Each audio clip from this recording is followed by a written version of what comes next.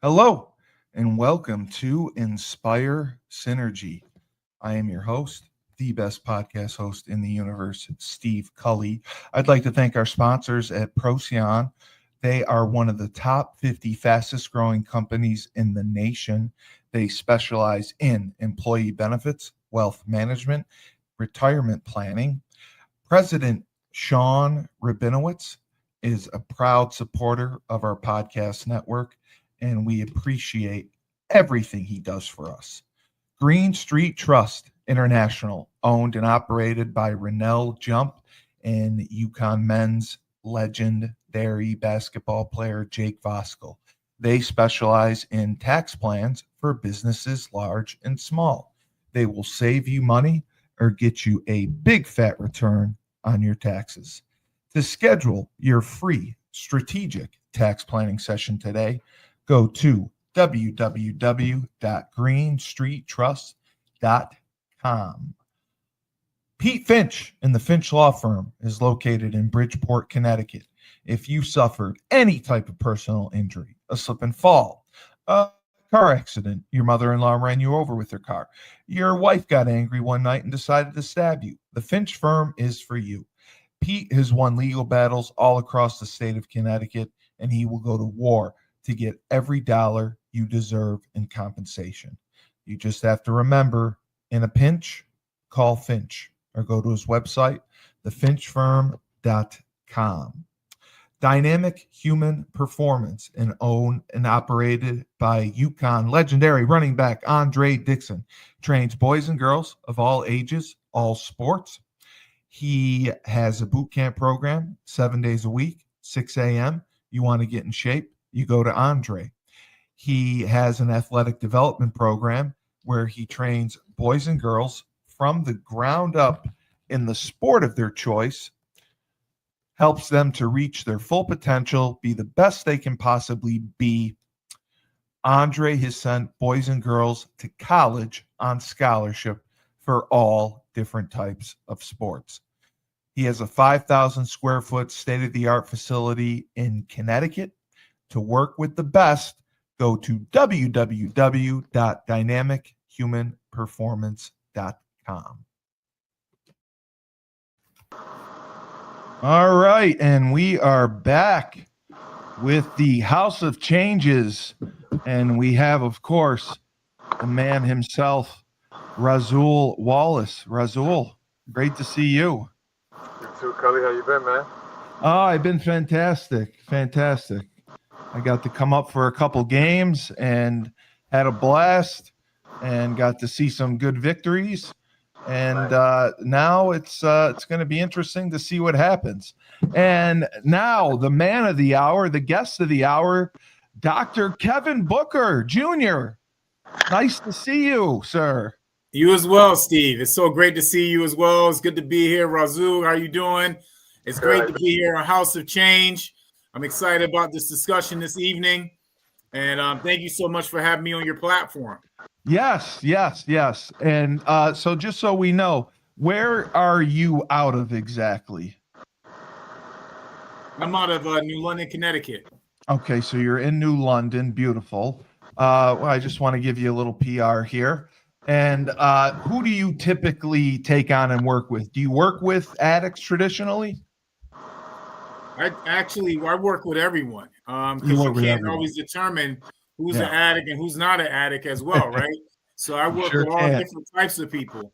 And, I'm also very thankful that I grew up in an environment where I was accustomed to working with lots of different people and being exposed to different people from various backgrounds who may deal with addiction on various levels as well. So thank you so much, Steve, for that question. How long have you been in the industry, and how long have you been working as a doctor? Because you look like you're 28 years old. So. Oh my gosh, I thank you for so much, Steve, for the flattery. You know what I mean? I got it with my guest. I'm sorry. No, you do. You look very young. So yeah. Well, I've been an educator, Steve, for now, 24 years. So I taught high school, middle school, juvenile, worked in the prisons, adult ed. And I was very much inspired by my environment growing up in Hartford, Connecticut.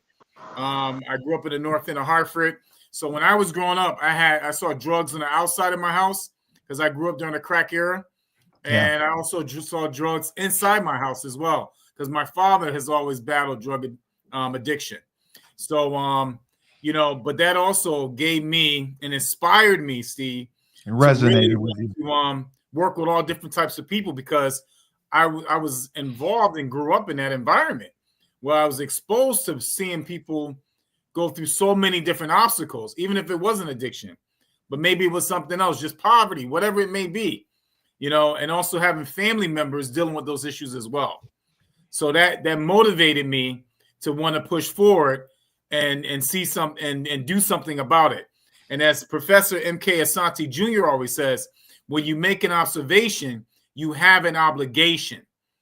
So I felt that I had an obligation to become an educator so I can change the narrative of what people see of people who look like me in my community. And that's huge. That's huge. Razul, how would you say you got involved with Dr. Booker? How did you guys end up meeting? And has he been working with the House of Changes? Is he going to be working with the men in the House? So, since I got into the nonprofit space about a year and a half ago, I actually been hearing his name a lot from different people in Norwich, other nonprofits, and I felt like I knew I was going to meet him, whether I had to like actively seek him out myself or just be in the same kind of environment over time. But I think the first time we actually met in person was at a fundraiser, right? That's correct. For Script in Hartford. Entry program in Hartford, they had a fundraiser, and that was the first time I finally got to meet him after hearing about him for, man, it's probably close to a year that I've been hearing his name and people saying you should meet Dr. Booker and stuff like that. And then I think we hit it off right from the jump because I think we're on the same frequency. Absolutely. And then I saw him at a couple other things, a couple other events, and then he had me, John, Marcus come sit on a panel at Mitchell College where he's a professor. And then after that, he led a more discussion at the Men's House. The more group is the discussion. The acronym is Men Operating Responsibly in Emotion. Right. It was really great. The kids, we brought kids, mostly middle school age kids, but we could have been high school also. We had some, men and even one woman at this particular one. But it was very, it was a good opportunity, and I think it was the kids really enjoyed it. They were engaged.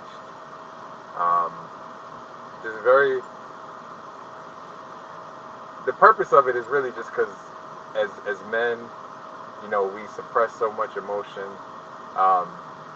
It was a very kind of insightful internal conversation. We're understanding yourself, what goes on inside of you, who you present to the world, things like that. So it's very, very, very good. I would love to have him, more frequently, and then I have a lot of different ideas and things that I would love to talk to Dr. Booker about. But we'll get into that over time. Yeah. Dr. Booker. Yes. So you've been doing this, and you've been in all different types of environments.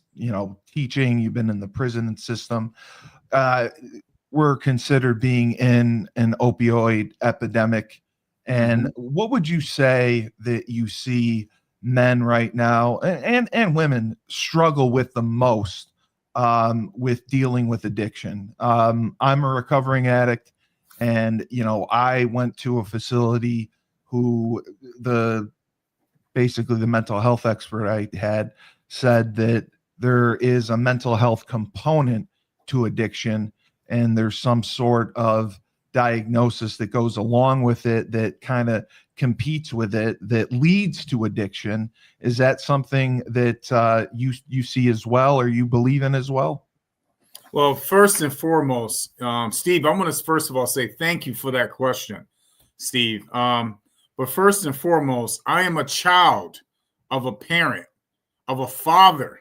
You went through it. Who was addicted to a substance, multiple substances at time, for 30 plus years.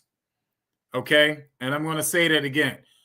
My parent was addicted for 30 plus years.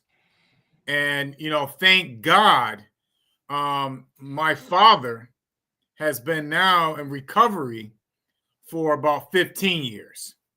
Wow. Okay. Wow. That is huge. So you got to think about it. I'm 49. and did you hear what I said? 30 plus years. So as I continue with my education, as I was going in through my career, my father was still moving in and out of working on himself because he was addicted, right? And then I got to see my father, who went through those struggles, not just as a child, but even as an adult. I experienced that because it wasn't like I was far removed from my father. I went through the journey along with him. You never gave up on him. Never.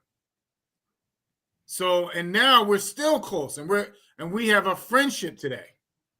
But that also took me to forgive my dad for his mental health. Correct.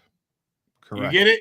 And, and realizing that he was not the person, the drugs were in control of his actual self.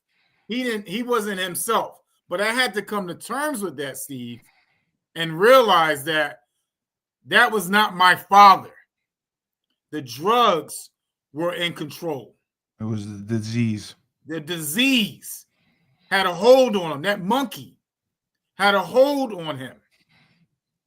And he had to shake that monkey in order to become himself. And he had to also go to God and realize that this was not going to be his anymore. So he had to take ownership as well. How was he active in wanting recovery, wanting to get help, wanting that support, wanting to get treatment, wanting to get into programs to get better? Or did he fight it initially, would you say? I think, Steve, my father went through recovery in 86, 85. So you remember I said 30 years. So I saw a lot. Yeah. I saw him what? Relapse, back, forth, back. Now you got Majesty, what I just said. 30 years. I know. And I didn't just have drugs. Yeah, I didn't just have drugs in my house. I had drugs what? Outside. Right around you. I was seeing the drug dealers and I would see the fiends and everyone. So I was seeing all of it. And I'm seeing the drugs go on and relapse. But one thing I realized was that when he was at his lowest, when he hit rock bottom, there was no one there anymore. He had to come to terms with the fact that he really wanted the help. He didn't want this life anymore. I watched many of my family members and friends who battle addiction. They had to come to terms with it. Yeah, it's a terrible cycle. I think it's a terrible cycle. You and I both know it, Steve. But at the end of the day, if you want it bad enough, you're going to work through it, and you got to have a support group. Exactly. And nobody's going to do it for you. You have to be willing to do it for yourself. That's right. And you now play an important part of doing that for a lot of people, and in different areas of their life where they're in different stages of recovery. What do you see the most when people come in to see you and they tell you, I'm an addict, I'm struggling with this, I'm struggling with that? What is the biggest struggle as far as the drug component right now that you're dealing with? That's a great question, but I think it's based off of class, Steve. Somebody's socioeconomic status, Very true. So you and I both know, Steve. So if you're poor and you're like my dad, right, and you didn't have the resources, you don't have the family at that point, recovery's hard. to even get into certain like programs, right? Very hard. You got to go in the program high, right? Yep. And in order to get certain even assistance, and how long can you stay in the program if you don't have insurance? Yeah. So I mean, I'm here with you, Steve, but I really do think it's really about the class. I think it's class plays a major role, and then also the racial dynamics is another aspect of it too. And then we're looking at all the other factors, and where and when you're recovering, where exactly are you recovering at? Exactly. Are you still back in the same predicament and around all the same distractions that got you going down, as one of my great aunt would say, stupid avenue? Right. So if you're recovering around the same area and the same distractions, then how are you going to be able to move forward? Yeah. You're going to go right back and you're going to say, geez, all I got to do is walk out of this recovery house and I can go down the street and I can go cop something there. Absolutely. Absolutely. So you got to remove yourself completely.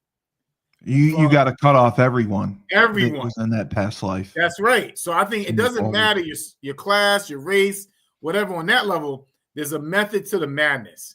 You have to cut yourself off completely and be able to like move forward. And I watched that with a lot of people that I respect, I love, from my own family and friends who have gone through recovery, and they're still in recovery. As they always say, it's day to day, it's minute to minute, second to second. So it doesn't matter, day to day, minute to minute, second to second. And you have to remind yourself over and over and have that support group to help you move forward. Are you currently affiliated with any treatment facilities that you work with on a day-to-day basis or week-to-week basis of men that you see? Do you lead any groups, something like that? Like the best way that people can work with you and put together a plan for recovery? Well, I don't actually work with a particular program that works with recovery. However, I do work with SCRIP, which is Second Chance Reentry Initiative Program. And SCRIP works with individuals who are in recovery, some individuals who actually have transitioned out of prison for various different reasons. And I work with many of those individuals. And SCRIP is a fantastic program that guides and helps individuals who have dealt with certain traumas within their life to help them become positive, productive citizens in society, especially when they have, if they have that desire. And most of the people who are going through SCRIP, they really do have that desire to want to create that change within their life. And that's why I love being part of an organization like SCRIP, which is Second Chance Reentry Initiative Program. Yeah, SCRIP is very powerful, very successful, and it's done its job. Mm-hmm. I had been talking to Razul especially about the House of Changes.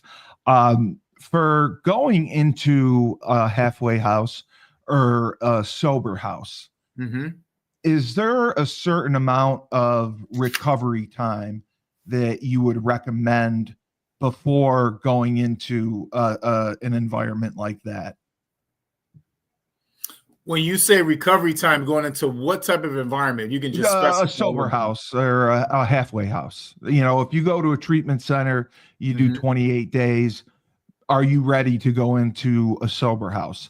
I did 28 days, and then I did an intensive outpatient program before I went into a sober recovery house.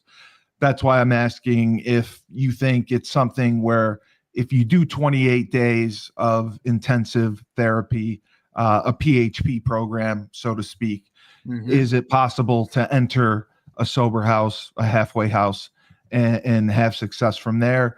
Or would you recommend a longer period? Or is it depend on the individual, person to person?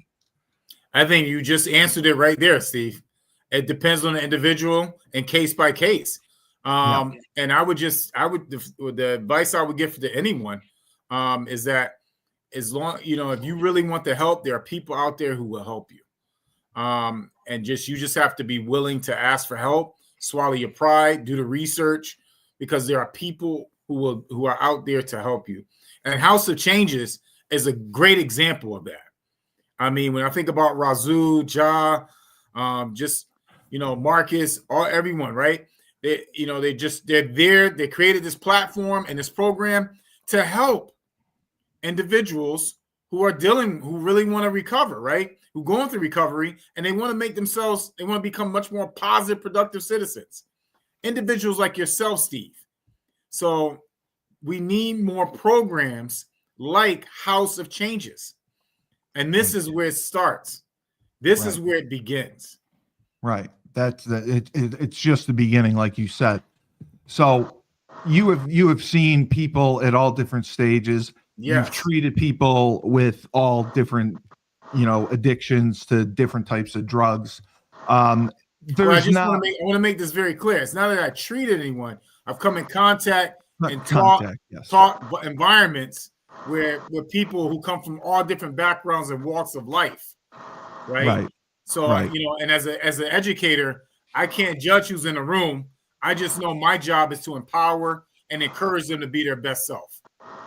And is that the most important message you try to stress when you're talking to a group, of individuals, when you're giving a speech, when you're trying to inspire those and get those people to take that next step and get help? Because taking that first step is very important. It's very hard to do. Absolutely. Steve, it's interesting that you bring that up, but I always think about Maya Angelou, right? It's like a reminder for myself. The great poet, Maya Angelou, she once said, people will forget what you said. People will forget what you did, but people will never forget how you made them feel. Exactly. And I feel like my job is to send out positive energy, love, compassion, empathy, because I grew up in an environment, and that environment always remind me of why, people struggle with those addictions, right? It's because sometimes they didn't feel loved. Sometimes they felt neglected, right? And I remember that as a little boy seeing those things. So as a little boy going through all that, not just in the house, but also outside my neighborhood when I walked out the door, it reminded me that this is something I have to do. This is my mission, to encourage, to empower people who really want it, who really want to be helped. Right. People like yourself who are working day by day, minute by minute, second by second. And Steve, you should be very proud of yourself. Look at you now.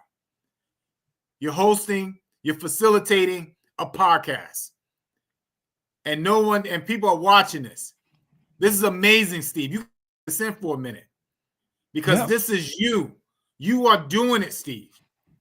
And you have come through so many challenges in your life, Steve. And you're still pushing forward. And this is just the beginning. Yeah. You got so much more to do. It is. And I feel like it's a mission, and you got to pay it forward, because all the people that have been there to help you, you got to do the same and try to help those same people or different people who are struggling, who are in a tough place, and who want to get help. What is your advice to people who are struggling, who want to take the next step and to get help? Is it to go to a hospital? Is it to go to a detox? Is it to try to find a facility that will take you? Because resources are scarce. It's tough to get in. My advice, if people are watching right now, if people are watching this incredible podcast right now, my advice would be to reach out to you, to reach out to Razul, to reach out to Marcus, to reach out to to reach out to everyone that works for House of Changes and all the other incredible organizations, and then just say, I need help. Yeah. Can you help me out? This is my situation. Yeah. That's what I would do. Reach out to individuals who have experienced it, who are still going through their stuff day to day, second by second, minute by minute. Other individuals who have created a platform like this, reach out to them who care. who are selfless individuals who actually want to see people come out of the situation that they're in. That's the advice I would say to anyone watching this. You mentioned obviously a spiritual component to this, to God, to having faith. How important is that, would you say, in the recovery process? Well, I'm basing this off of people that I love, that you that I care about, yes, and people that I also know who have going through, as I said, second to second, minute by minute, day by day. They always say to me, Kevin, if it were for God, I would not be here. Kevin, if it wasn't for God, I would not be here. There's something always higher than us. And even through your trials and tribulations, Steve, you already know, you wouldn't be here now. There's something higher that called you at and whispered in your ear at your lowest moments when you felt like quitting and giving up, but you didn't, because God had bigger plans for you. And for whoever's watching this, God has bigger plans for all of you. It's not over. You just have to ask for help and talk to these incredible individuals who want to pour into you and want to see you be your best. And you have to want it. You do. God wants to help you. And you definitely draw an audience. So you have a very large audience. I don't want to take up too much of your time, but if before you go, what would you say to anyone out there struggling, anyone to get resources, any last statement you would like to make before we let you go? Last statement I want to say, Steve, and this just from the bottom of my heart to all of you who are listening. You are not alone. You are not alone. I want you to think about this for a minute. And I'm just having a conversation. You see, Steve is on here. He's in recovery. He knows this for the rest of his life. You see Razul. You heard of Marcus. You heard of Jod, the whole entire committee here. The founders of House of Changes. They want to see you succeed and be successful. Just remember, you're not enough. You're not alone. Swallow your pride. Just ask for help. They're here to help you. They're not having this platform just to have this platform. This is a platform designed to help and inspire and ensure that you become your best self. And on that note, I just want to say a quick prayer. Let's go to God.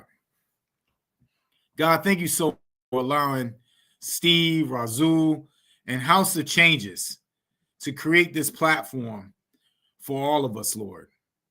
Please bless this platform. Please inspire others to understand that they are not alone. And help us, God, to continue living by faith and not by sight. And help us to continue being the positive, incredible individuals that you have ordained us to be. God, we love you. We appreciate you. And we just say to you, God, thank you so much for everything.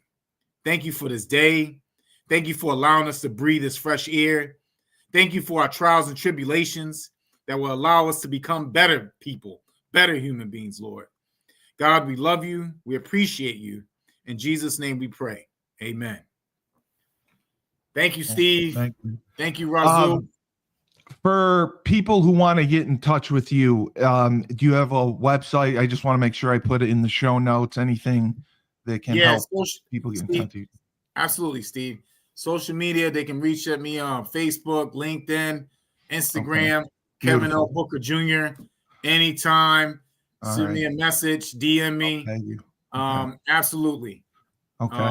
It's been a pleasure, an honor to be on this show.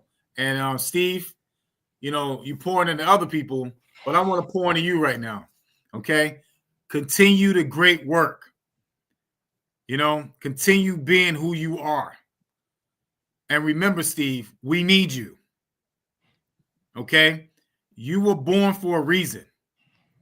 And don't forget that. I will not. And all your trials and tribulations, Steve, that you have gone through is just so you can help others and inspire others. And you're not, this is just the beginning, Steve. And Razul, I appreciate that. Yeah, man. That's from the heart, bro. And Razul, thank you, bro. Appreciate you from the bottom of my heart. Pleasure. I enjoyed the platform. And this has been also great for myself as well, working through some stuff as well. So thank you very much for this opportunity.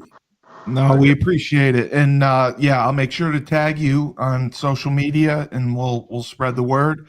I appreciate you coming on. You're good to go. Razul, I'll talk with you for a minute after and then we'll be good to go. All right. But thank you. Thank you so thank much, you, gentlemen. I appreciate you. You too. Much love. Likewise. Bye-bye.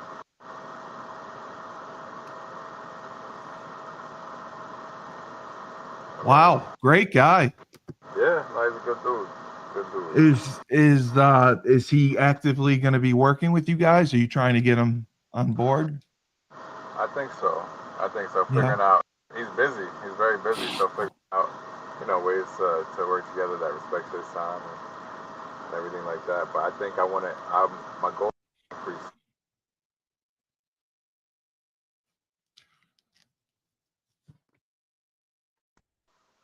I think you muted yourself.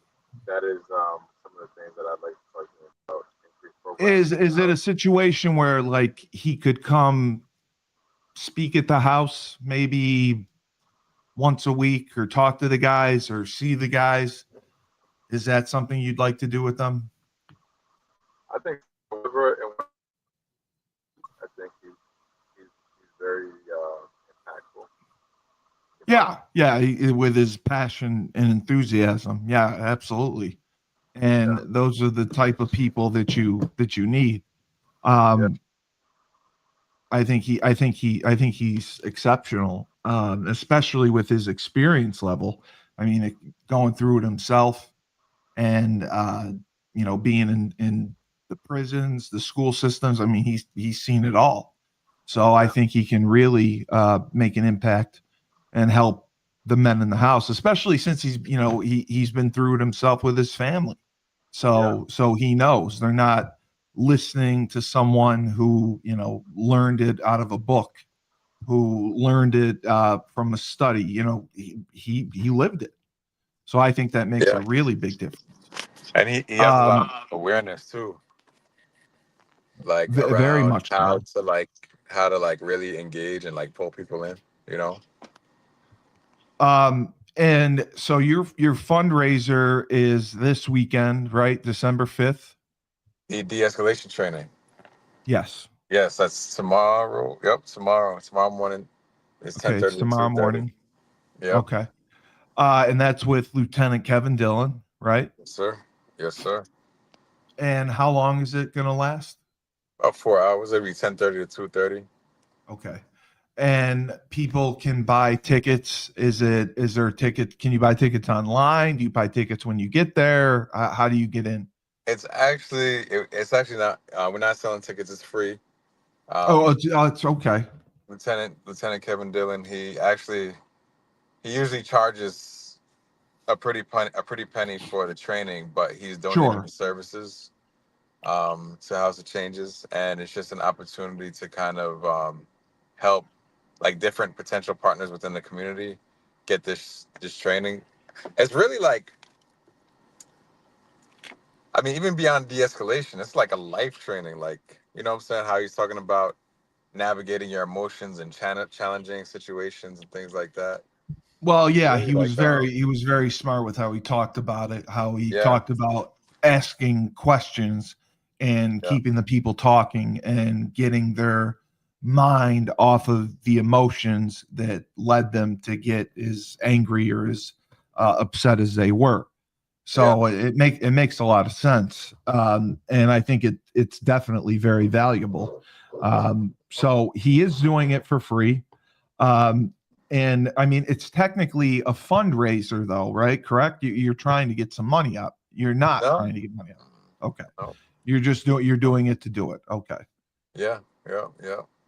And are you working to try and plan any fundraisers in the future? We probably will be doing one in either March or April. We'll probably be doing our next one. Right now, we were going to do one in November, but we decided not to, thank God, because we've been so busy with, we have a couple projects we're working on now. Right. With the Norwich. Yep. Yes. And that has been keeping us very busy. Okay. Yeah. So you wouldn't have time to do it. But I looked into it in the raffle ticket thing. Fundraiser would be very easy, would be very little overhead. And I think it's something you could do where you sold the tickets, you just print them out, and the raffle commission from Connecticut is very similar to New York. It doesn't cost anything, and then you would give away 2 or 3 different prizes for it.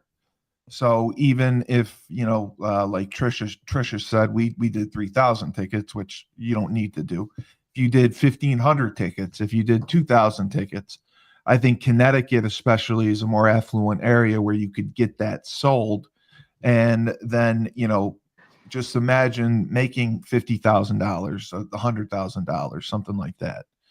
And then you could do, a dinner involved with it where you could announce the winners.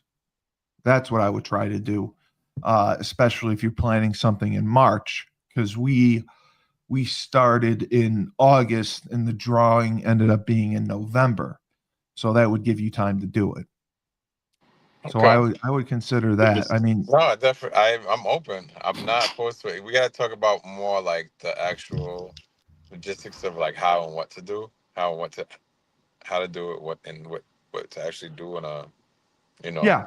as far as selling the tickets goes. But I'm interested. Do you have a way to process credit cards at the House of Changes?